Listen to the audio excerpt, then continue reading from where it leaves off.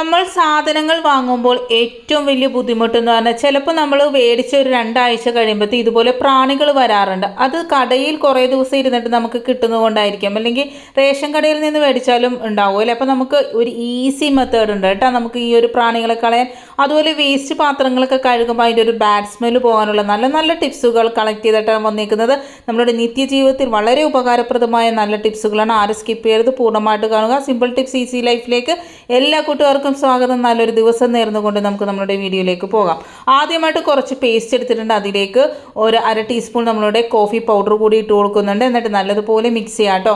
എന്നിട്ട് നമുക്ക് പല്ലി, പാറ്റ, പ്രാണികൾ വരുന്ന സ്ഥലങ്ങളിലൊക്കെ നമ്മൾ കബേർഡിൻ്റെ ഉള്ളിലൊക്കെ ഒരു ബാഡ് സ്മെല്ലും ഉണ്ടാവില്ലേ, അവിടെയൊക്കെ നമുക്ക് ഇതുപോലെ ഒന്ന് തേച്ച് കൊടുത്താൽ മാത്രം മതി.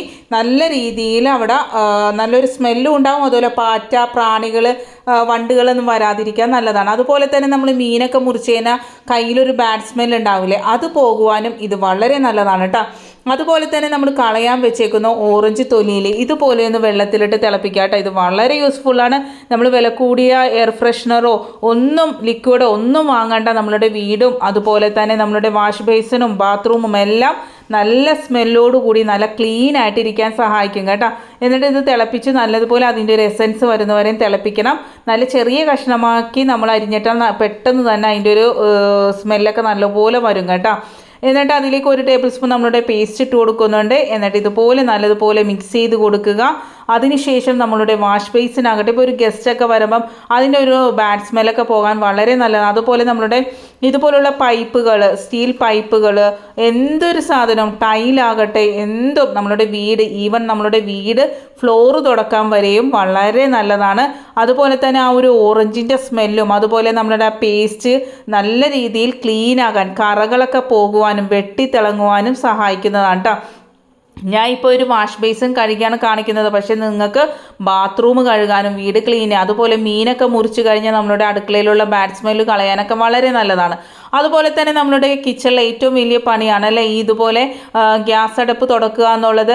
അത് എളുപ്പമാക്കാനായിട്ട് നമുക്ക് ഇപ്പം ഈ ഇതുപോലെ കെച്ചപ്പിൻ്റെ പാക്കറ്റുകൾ വളരെ അധികം കിട്ടും, അല്ലെങ്കിൽ ഡേറ്റ് കഴിഞ്ഞ കെച്ചപ്പൊക്കെ നമ്മളെ ഫ്രിഡ്ജിലുണ്ടാവുമല്ലോ, അതെടുത്തിട്ട് ഇതുപോലെ ഒന്ന് സ്പ്രെഡ് ചെയ്ത് കൊടുക്കുക. 2 മിനിറ്റ് ഒന്ന് റെസ്റ്റ് ചെയ്യാൻ വെച്ചാൽ മാത്രം മതി. നമ്മൾ കുറേ ഉരച്ചോ തുടച്ചോ ഒന്നും ബുദ്ധിമുട്ടേണ്ട കാര്യമില്ല. സോപ്പ് പൊടി ഒന്നും ഇല്ലാതെ തന്നെ നല്ല ക്ലീനായിട്ട് കിട്ടുന്നതാണ് കേട്ടോ.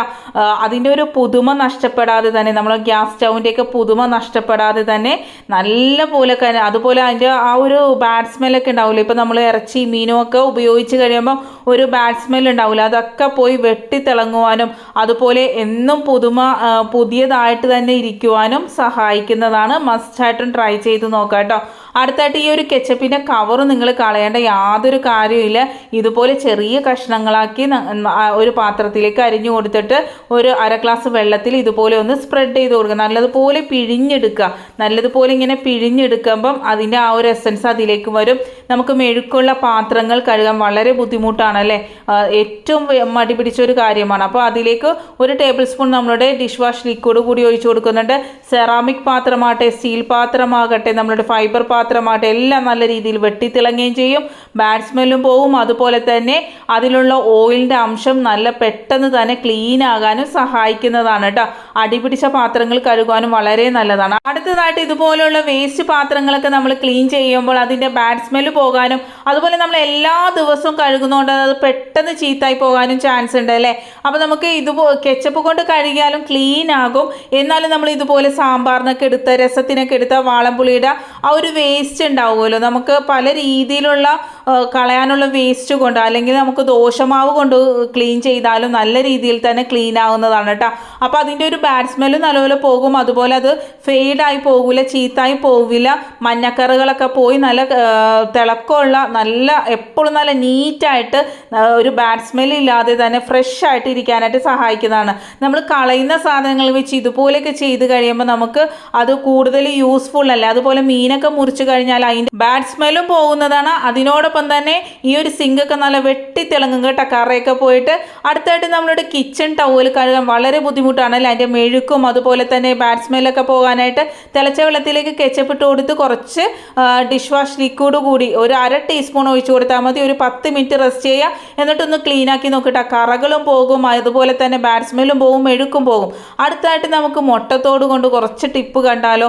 മുട്ടത്തോട് ഇതുപോലെ ഒന്ന് നല്ലതുപോലെ ക്ലീൻ ആക്കി എടുക്കണം കേട്ടോ. അതിൻ്റെ ഉള്ളിലുള്ള മുട്ടയുടെ അംശമൊക്കെ കളഞ്ഞിട്ട് നല്ലപോലെ ക്ലീൻ ആക്കി തുടച്ചെടുക്കുക. അതിനുശേഷം ഒരു പാരസെറ്റമോൾ അല്ലെങ്കിൽ ഏതെങ്കിലും എക്സ്പയറി ആയ ഒരു ഗുളിക എടുക്കുക, നല്ലപോലെ പൊടിച്ചെടുക്കുക. നേരിയ ചൂടുവെള്ളം ഒഴിച്ച് ഒരു 10 മിനിറ്റ് അത് റെസ്റ്റ് ചെയ്യാനായിട്ട് വെക്കുക കേട്ടോ. നമ്മളുടെ വീട്ടിൽ ഏറ്റവും വലിയ പ്രശ്നമാണ് പല്ലിയുടെ ശല്യം. പല്ലി അതുപോലെ ചെറുപ്രാണികൾ. നമുക്ക് എന്താ പറയുക, നമ്മൾ ജനാലൻ്റെ സൈഡിലൊക്കെ ഈ ഒരു പല്ലിയുടെ കാഷ്ടം വന്നിരുന്നിട്ട് വളരെ ബുദ്ധിമുട്ടല്ലേ. അപ്പോൾ ഇതുപോലെ ഒന്ന് നിങ്ങൾ ചെയ്ത് നോക്കാം കേട്ടോ. പഞ്ഞിയിൽ ഇതുപോലെ ആ ഒരു വെള്ളം 10 മിനിറ്റ് വെച്ച് അതിൻ്റെ ചൂടാറിയതിന് ശേഷം ഇതുപോലെ ആ ഒരു പഞ്ഞിയിൽ മുക്കിയതിന് ശേഷം എവിടെയൊക്കെയാണോ നമുക്ക് പല്ലിയുടെ ശല്യം കൂടുതലായിട്ടുള്ളത് അവിടെ വെച്ച് കൊടുത്താൽ ഈ ഒരു പഞ്ഞിയിലുള്ള വെള്ളം വന്ന് ആ ഒരു പല്ലി വന്ന് കുടിക്കുന്നതാണ്. അതോടുകൂടി ആ പല്ലിയുടെ ശല്യമേ ഉണ്ടാവില്ല കേട്ടോ. അപ്പോൾ വെക്കുമ്പോൾ ശ്രദ്ധിക്കേണ്ടത് പല്ലികൾ ഇരിക്കുന്ന ആ ഒരു ഏരിയയിൽ എവിടെയൊക്കെയാണോ നമുക്ക് പല്ലി കഷ്ണം കൂടുതലായിട്ട് കാണുന്നത് അവിടെയൊക്കെ നമ്മൾ ഇത് വെച്ച് കൊടുക്കുക. അതുപോലെ കുട്ടികളെ ഒന്ന് ശ്രദ്ധിക്കണം, ചെറിയ കുട്ടികളുണ്ടെങ്കിൽ. പക്ഷെ വളരെ എഫക്റ്റീവ് ആയിട്ടുള്ള ഒരു ഇതൊന്നുമല്ല. നമുക്ക് ഒരു ഗുളിക ഇത്രയും വെള്ളത്തിൽ മിക്സ് ചെയ്തുകൊണ്ട് തന്നെ ഭയങ്കര ഹാംഫുള്ളൊന്നുമില്ല, എന്നാലും കെയർഫുള്ളായിരിക്കുക കുട്ടികളെ. അടുത്തതായിട്ട് നമ്മൾ ഇതുപോലെ നമ്മൾ പേസ്റ്റ് എടുത്തിട്ടുണ്ട്. ഒരു 1/2 ടീസ്പൂണാണ് എടുത്തേക്കുന്നത്. അതിലേക്ക് നമ്മൾ പിന്നെ ഇട്ട് കൊടുക്കുന്നത് ബേക്കിംഗ് സോഡ കേട്ടോ. നമുക്ക് വീട്ടിൽ എന്നും എപ്പോഴും ഈ ഒരു ലിക്വിഡ് ഉണ്ടാക്കി വെച്ചാൽ ക്ലീനിങ് വളരെ എളുപ്പത്തിലും അതുപോലെ തന്നെ നമുക്ക് പ്രാണികളുടെയും പല്ലിയുടെയും പാറ്റയുടെയൊക്കെ ശല്യം മാറുവാനും നമ്മളുടെ വീട്ടിൽ ബാഡ് സ്മെല്ല് പോകുവാനും എല്ലാത്തിനും വളരെ യൂസ്ഫുൾ ആയിട്ടൊരു ലിക്വിഡാണ് കേട്ടോ. അതിലേക്ക് 1/2 ടീസ്പൂൺ നമ്മളുടെ വിനാഗിരി കൂടി ഒഴിച്ചു കൊടുക്കുന്നുണ്ട്. വിനാഗിരി ഇല്ലെങ്കിൽ നിങ്ങൾ നാരങ്ങ നീര് ഒഴിച്ചു കൊടുത്താലും മതി. അരമുറി നാരങ്ങ നീര് ഒഴിച്ചു കൊടുക്കുക. ഒരു മുട്ടയുടെ തൊണ്ട് ഇതുപോലെ ഒന്ന് പൊടിച്ചിട്ട് കൊടുക്കുക. എന്നിട്ട് മിക്സ് ചെയ്യുക. ഒരു 5 മിനിറ്റ് വെയിറ്റ് ചെയ്യുക. ആ മുട്ടയുടെ തൊണ്ടിൻ്റെ അംശം അതിലേക്ക് വരുവാൻ വേണ്ടി നമ്മളൊരു 5-10 മിനിറ്റ് വെയിറ്റ് ചെയ്യുക കേട്ടോ. നല്ലതുപോലെ മിക്സ് ചെയ്ത് കൊടുക്കണം. ഇതെന്ന് പറഞ്ഞു കഴിഞ്ഞാൽ മുട്ടയുടെ ആ ഒരു തൊണ്ടിന് വളരെ എഫക്റ്റീവായിട്ട് നമുക്ക് ക്ലീനിങ് സൊല്യൂഷനാണ് ഈ ഒരു മുട്ടയുടെ തോടുകൂടി ഇടുമ്പോൾ നമുക്ക് കിട്ടുന്നത് കേട്ടോ. വളരെ എഫക്റ്റീവും അതുപോലെ തന്നെ നമുക്ക് എന്നും എപ്പോഴും നല്ല ക്ലീനായിട്ട് ഇരിക്കാൻ ഈ ഒരു സൊല്യൂഷൻ നമ്മൾ വീട്ടിൽ എന്നും എപ്പോഴും ഉണ്ടാക്കി വെച്ചാൽ മാത്രം മതി. അതുപോലെ ചക്ക, മാങ്ങ ഇതൊക്കെ നമ്മൾ വീട്ടിൽ മേടിച്ച് കഴിഞ്ഞാൽ ഈച്ച ശല്യം അതുപോലെ പ്രാണികളെ ശല്യമൊക്കെ ഉണ്ടാവില്ലേ, അതൊന്നും ഇല്ലാതിരിക്കാനായിട്ട് വളരെ നല്ലതാണ് കേട്ടോ. ഈ ഒരു സീസണിൽ ആ ഒരു പ്രോബ്ലം ഭയങ്കര വലുതാണല്ലോ. ഇനിയിപ്പോൾ മഴക്കാലം വന്നാലും ചെറുപ്രാണികളും അതുപോലെ തന്നെ ഈച്ചയുടെ ഒക്കെ ശല്യം വളരെ അധികം വരും. അപ്പോൾ ഈ ഒരു മുട്ടയുടെ തൊണ്ടിൻ്റെ പൊടി ഉള്ളത് കൊണ്ട് തന്നെ ഇത് നല്ലതുപോലെ അരിച്ചെടുക്കാനായിട്ട് ശ്രദ്ധിക്കണം. നല്ലതുപോലെ റെസ്റ്റ് ചെയ്ത് നല്ലപോലെ മിക്സ് ചെയ്തതിന് ശേഷം നമ്മൾ ഇതുപോലെ ഒന്ന് അരിച്ചെടുക്കുന്നുണ്ട്. അരിച്ചെടുക്കുമ്പോൾ കുറച്ച് വെള്ളം കൂടി ഇതുപോലെ ഒഴിച്ചു കൊടുത്ത് ആ മുട്ടയുടെ ആ തോടിൻ്റെ അംശം നല്ല രീതിയിൽ കിട്ടുന്ന രീതിയിൽ ഇതുപോലെ ഒന്ന് അരിച്ചെടുക്കുക കേട്ടോ. എന്നിട്ട് നിങ്ങളുടെ കയ്യിൽ സ്പ്രേ ബോട്ടിൽ ഉണ്ടെങ്കിൽ സ്പ്രേ ബോട്ടിൽ ഒഴിച്ചു കൊടുക്കാം. ഇല്ലെങ്കിൽ ഇതുപോലൊരു നമ്മളുടെ ചെറിയൊരു കുപ്പിയിലേക്ക് ഒഴിച്ചതിന് ശേഷം അതിലൊരു ഓട്ട ഇട്ട് കൊടുക്കുക കേട്ടോ. ഇതിപ്പോൾ നമുക്ക് ബാത്റൂം കഴുകാനൊക്കെ ഉപയോഗിക്കാൻ പറ്റും കേട്ടോ. വളരെ എഫക്റ്റീവാണ്. അതിനേക്കാൾ കൂടുതൽ എനിക്ക് നമുക്ക് യൂസായിട്ട് തോന്നിയത് നമ്മളുടെ കൗണ്ടർ ടോപ്പും അതുപോലെ തന്നെ നമ്മളുടെ ഗ്യാസ് അടുപ്പിന് ഇപ്പോൾ രാത്രിയൊക്കെ നമ്മൾ കിടക്കുന്ന സമയത്ത് നല്ല ക്ലീനാക്കി ഇട്ട് പോയി കിടന്നാലും അവിടെ പാറ്റയുടെ ശല്യം അതുപോലെ പല്ലിയൊക്കെ വന്ന് നമ്മളുടെ ഫുഡ് എവിടെയെങ്കിലൊക്കെ ഒരു ഇത്തിരി ഉണ്ടെങ്കിൽ അതിലൊക്കെ ഇരിക്കുക, അങ്ങനെയുള്ള പ്രശ്നങ്ങളൊക്കെ ഉണ്ടാവുമല്ലോ. അപ്പോൾ നമ്മൾ ഉച്ച സമയത്താണെങ്കിലും രാത്രിയാണെങ്കിലും ക്ലീൻ ചെയ്യുമ്പോൾ ഈ ഒരു സൊല്യൂഷൻ കൊണ്ട് നമ്മൾ നല്ലതുപോലെ ക്ലീൻ ആക്കിയാൽ ആ ഒരു ശല്യമേ ഉണ്ടാവില്ല. അതുങ്ങൾ ആ ഒരു പരിസരത്തെ നമ്മളുടെ അടുക്കളേൻ്റെ ഭാഗത്തേ വരില്ല കേട്ടോ. അപ്പോൾ രാത്രി കിടക്കുന്ന സമയത്ത് ഇതൊന്ന് സ്പ്രെഡ് ചെയ്ത് കൊടുത്തതിന് ശേഷം നല്ലതുപോലെ ക്ലീനാക്കി ഇടുക. ഒരു തുണി കൊണ്ട്, ഒരു നനഞ്ഞ തുണി കൊണ്ട് ഒന്ന് തുടച്ച് എല്ലായിടത്തും സ്പ്രെഡ് ചെയ്തിട്ട് പിന്നെ തുടക്കരുത് കേട്ടോ. ഉണക്ക തുണി കൊണ്ടൊന്നും തുടക്കാതെ അതവിടെ ഇടുക. അപ്പോൾ ആ ഒരു സ്മെല്ല് കൊണ്ട് തന്നെ അടുക്കളേൻ്റെ പരിസരത്തെ ഈ ഒരു പല്ലിയ പാറ്റ ഒന്നും വരില്ല കേട്ടോ. അതുപോലെ ഈച്ചയും പ്രാണികളൊക്കെ ഉള്ള സമയത്തും അത് കുറേ തുടച്ചൊന്നും അതിൻ്റെ അംശം കളയാതെ വളരെ മൈൽഡായിട്ട് തുടച്ച് അത് കളയുക. ഒട്ടും തന്നെ നമ്മളെ വീട്ടിൽ ശല്യം ഉണ്ടാവില്ല. അടുത്തായിട്ട് നമ്മൾ ഒരു ബൗൾ എടുക്കുന്നുണ്ട്. നമ്മൾ ഉപയോഗിക്കാത്ത ഒരു ബൗൾ എടുക്കാനായിട്ട് ശ്രദ്ധിക്കുക. അതിലേക്ക് നിങ്ങൾക്ക് ഇഷ്ടമുള്ള പൊടി, മൈദ ആകട്ടെ കടലപ്പൊടി ആകട്ടെ എന്തോ ആകട്ടെ, ഞാൻ 2-3 ഉണക്കച്ചെമ്മീൻ എടുത്തിട്ടുണ്ട്. ഉണക്കച്ചെമ്മീൻ എടുത്തില്ലെങ്കിലും ഉണക്കച്ചെമ്മീൻ്റെ തലയാണെങ്കിലും എടുത്താൽ മതി കേട്ടോ. നമ്മൾ കളയുന്ന ആ ഒരു വേസ്റ്റില്ലേ, തലഭാഗം നമ്മൾ ഉപയോഗിക്കില്ലല്ലോ, കളയും.